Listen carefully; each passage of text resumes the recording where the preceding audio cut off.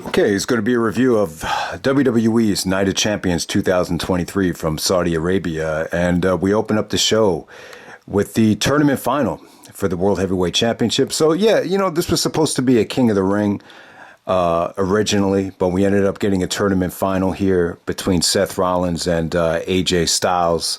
Rollins defeats Finn Balor to get to the finals. AJ defeats Bobby Lashley after a series of triple threat matches in the first round. With Rollins and AJ right here, I was torn here, man. I love both guys. I was actually rooting for AJ. I just thought AJ needed the victory a lot more than Seth Rollins, but AJ is going to be 46 next month, so the clock was ticking. But, the right guy definitely went over, though. You can't deny Rollins' popularity. He's 10 years younger, so I definitely get it. And it was a little bit predictable. They kind of set this up like Rollins was going to win. He had this big interview with Corey Graves. I think AJ did something with Grayson Waller on Smackdown to hype this up, but you could definitely tell Rollins was probably going to take this championship going into it. But yeah, the match was good. They get about 20 minutes out there. I don't think it exceeded expectations, but I was very satisfied with it. I definitely think you could walk away from this thing saying that this was just as good as any of their other stuff. I think they had a match at Money in the Bank 2019. Like most of their matches were Money in the Bank related, maybe a Money in the Bank qualifying match. But good stuff here. Rollins did the bulk of the high flying. AJ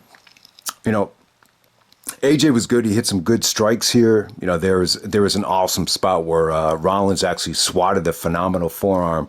AJ went flying outside, and Rollins does the torpedo, and he looks like he sprains his knee. So he did some really, really good selling, before he hit the curb stomp, but his knee collapsed. He ended up curb stomping AJ's fingers, and ultimately that led to Rollins hitting the curb stomp. But yeah, it was still good. It was a crisp match.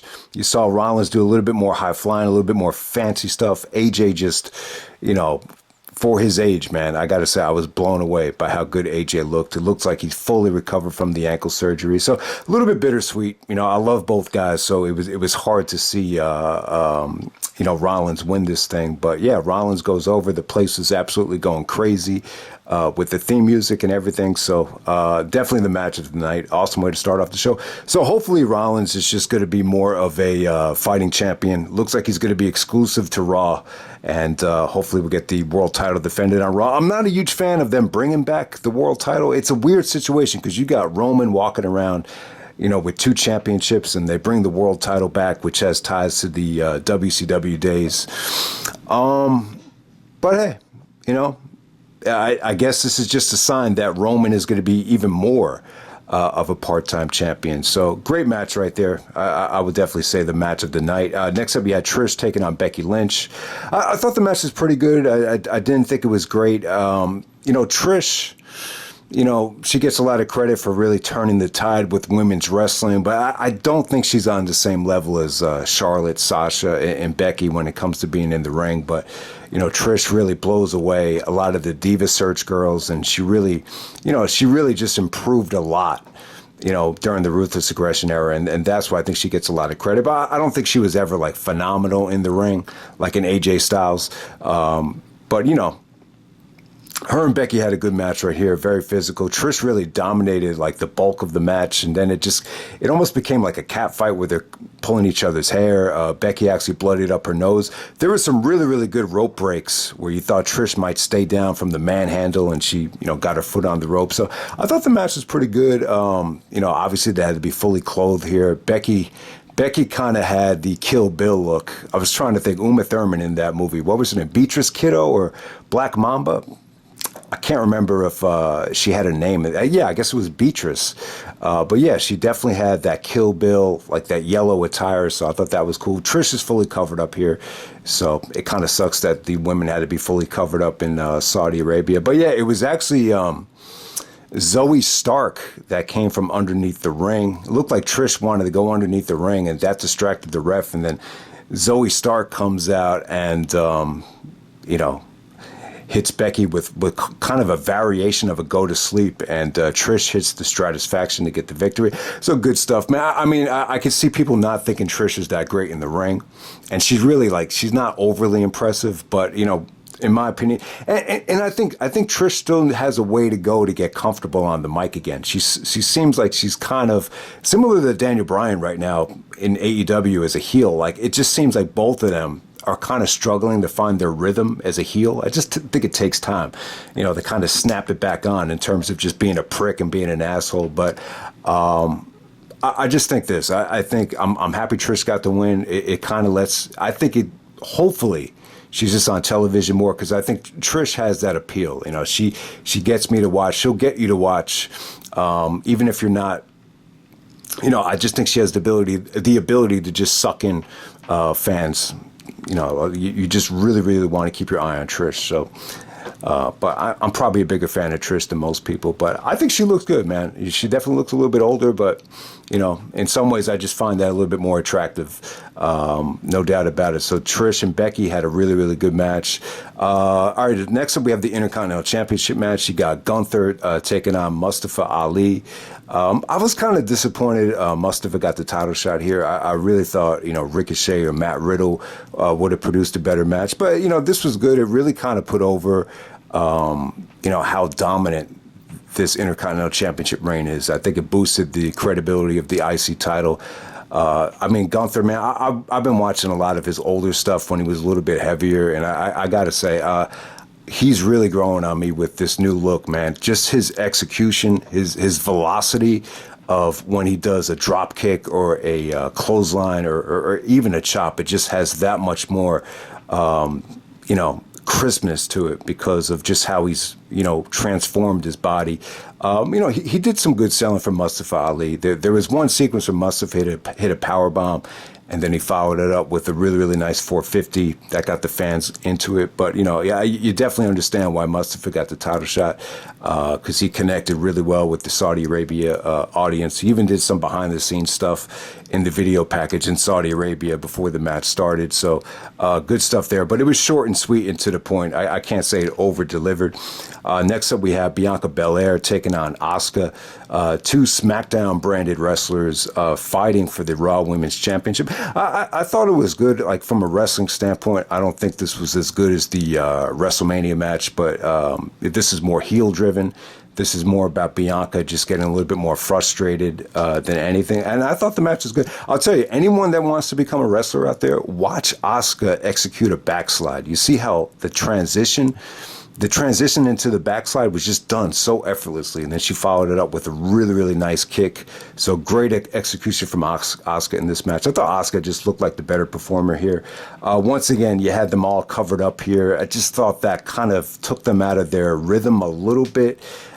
Just didn't flow as well as the WrestleMania match, but I love the finish though, and Asuka actually spits in her gloves and she rubs the mist all over Bianca's eyes. Bianca actually lost all her eyeshadow, and that ended up leading to Asuka winning the Raw Women's Championship. So, Bianca's been champion for almost 15 months, since WrestleMania 38, where she beat Becky. So, it's been quite some time. So, good match right there. And once again, the fans kind of turned on Bianca a little bit. It wasn't as bad as it was in Puerto Rico, but I'm just noticing that the fans turning on Bianca, it seems to be only an international thing. Like when they go to Puerto Rico or Saudi Arabia, they actually boo Bianca back at Saudi Arabia during the, I think it was the Elimination Chamber. I think she pinned, what's her name? Alexa Bliss in the finals there. So this has been going on a while with some of the international fans turning on Bianca. I don't know if it's an international thing or what, but congrats to Bianca, though. That was an awesome title reign. It feels like she's been champion for a really long time, so it was a nice change of pace to have Asuka win the match. All right, so next up we have Rhea Ripley coming out there with Dominic to take on Natalya. I got to say, I was not in the mood for another women's match, so I was pleasantly surprised that they kept it short. It was almost... it was pretty much a squash match. Dominic started trash talking to Natalya, just saying, you don't have a chance in hell in win this match. And then Natalya ended up hurting her knee. So Rhea pretty much squashes Natalya in about a minute, which it was the right call. I just think you're asking too much to, for people to sit through another women's match. But I get it. The title had to be defended because it's Night of Champions. And then we have Brock taking on Cody, not for any championships, just the rematch from Backlash. I'll say this. I think the Backlash match was on its way to being better.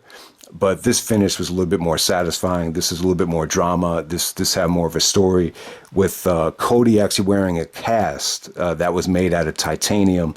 So this was a really, really good cast that could give him flexibility. Plus, he could use the cast as a weapon. So, kind of the opposite of the, basically taking a page out of the No Mercy 2002 playbook with the Hell in a Cell match. But Brock doesn't have the cell and Paul Heyman to help take the cast off, so Cody uses it as a weapon. Ultimately, Brock is able to hit an F5. Cody kicks out of it, but Brock is a little bit relentless and locks on the Kimura on the broken arm. So they pretty much did the same storyline with Brock breaking Cody's arm, just like he broke Undertaker's arm with the, when he did it to Taker was the propane tank. I forget exactly how Brock broke it, but he broke it backstage. And Cody just passes out. It's kind of lame. So this is the first loss that Cody ever had in WWE so far since the return. So I wasn't crazy about them doing a rematch. I just figured they weren't going to have Cody lose to Brock. But, to protect Brock, it ends up being a draw. I said at Backlash, I didn't see them doing a rematch. But I don't think they'll do a rematch here. I mean, you definitely will want to see a rubber match with it being tied up. I just don't think they're going to want to have either guy lose that rubber match. So it's pretty much going to end in a draw right there. So it is what it is. But the match is good. I just thought the Backlash match had a much better feel to it, and that was definitely on its way to being more of a better matchup than this one. But it was still good. I thought you had good drama. I love the stuff with the cast. Brock has, worked with Taker with the cast, which, ended up being great. This wasn't quite as great as, some of the other stuff Brock had done. But yeah, pretty good stuff, man. Once again, they go a little bit under 10 minutes.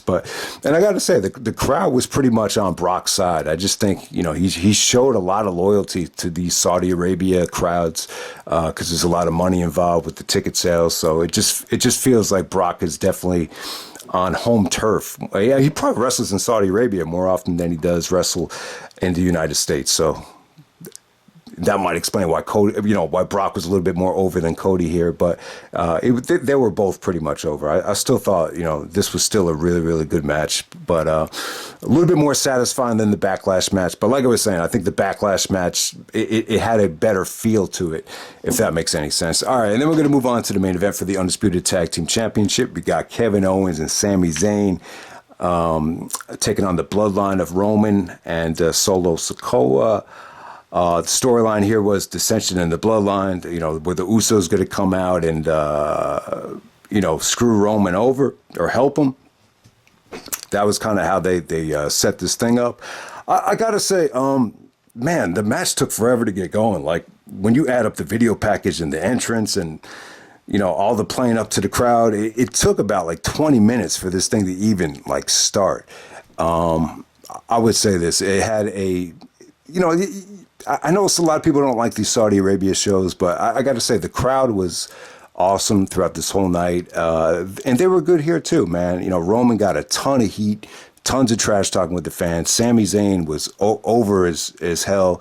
Obviously he has, the ties to Saudi Arabia, and, he even spoke the language and really got the fans going. Lots of ole stuff for Sami here. So that was cool. Like, from a crowd reaction standpoint, I thought this hit a home run. It kind of felt like a house show quality tag match in front of a WrestleMania crowd. That's how I would put it. I got to say, with Solo Sikoa, I can't say I'm blown away by him. I would, obviously you want to compare him to Joe. I would say he's a combination of like Joe and Umaga. I would compare him to Joe because Joe kind of had the same look with the bleach blonde hair when he first came out. But, I can't say that this guy is going to reach the level of Samoa Joe. I just can't say I was blown away by anything he did in this match. I just thought the match was a little bit on the slow side. It took a while to get going. Like, you really didn't get into it until the ref bump, and still some of the stuff that Sami did with Roman, with the Yakuzas and the Superman punch. Owens did a beautiful spear. So you had a little bit of that going on, but, you really didn't get into it until the ref bump and when the Usos came out. And, the Usos fucked up and, hit Solo by accident. And then Roman starts, jawing with Jey Uso. He pie faces Jey. And then I think it's Jimmy that super kicks Roman. The fans went crazy when Jimmy super kicked Roman. I think he did it twice. Jey was a little bit more conflicted about what to do. So that was really, really interesting. I still think down the road, I would love to see, Roman versus Jey in front of fans. So Roman was just arguing with the Usos. That led to Kevin and Sami just bombarding Solo to get the victory. Good main event. I can't say it was great. Nowhere near as Kevin and Sami's match with the Uso from WrestleMania. Nowhere near that level, but it was pretty good. It's definitely something to see. This is more about the story of Roman and the Usos and the bloodline just falling apart. As Sami put it best, the bloodline is falling apart because of Roman reigns. So there you go with that. But it's a little. I just find this to be the case. I just think it's a little bit tougher to tell this story when you're celebrating Roman being the champion for 1,000 days. It's just a little bit like, I think it'd be easier to tell this story like if Roman had lost the title and, we're really getting a crisis in the bloodline. Maybe if Roman had lost it to Cody, this would be a little bit more dramatic. But yeah, man, still an awesome moment for Kevin and Sami as they defend the belts here. Pretty solid show, man. There's really nothing bad on this show. I thought everything was pretty much good. Nothing exceeded my expectations. Nothing over-delivered. But I can't say that anybody went out there and just delivered an awful performance. Everything was solid stuff. So, yeah, this is Night of Champions. Wish it would have been a, King of the Ring. But I'll tell you what, man. I think they made the right call. I don't think we wanted to have a King of the Ring in Saudi Arabia. And then on top of that, I don't think you wanted to do King of the Ring with Queen of the Ring. I just don't think that would have been the right call. So hopefully, somehow, some way, they bring back King of the Ring as a premium live event. I don't think you need to have the women involved. You do the Women's Royal Rumble, which sucks every year. So you give them that, they give them the War Games. I do not think you need the Queen of the Ring. The last time they did it, it was pretty lukewarm with Selena Vega winning it. So when you do King of the Ring again, I don't think you need to double brand it with the Queen of the Ring. So, and I think that would be more appropriate to be in June in the United States, not in Saudi Arabia. But yeah, they made the right call with Night of Champions. This way you could have, Roman in a tag team match without defending the belt, and you could have Seth Rollins and AJ. It's just a better way to sell tickets. So I definitely agree with the rebranding. That was the right call. So, but that's pretty much it, man. I would just say this too. It's a little bit of a pain in the ass to have WWE, run the same weekend as AEW. It just feels like a little bit too much from a fan's perspective. But, you could definitely argue it makes for good competition and nice variety. So, but that's pretty much it, man. That's Night of Champions 2023. I would probably say the weakest WWE pay-per-view of the year, but still pretty damn good, pretty damn entertaining. And I'm out. All right.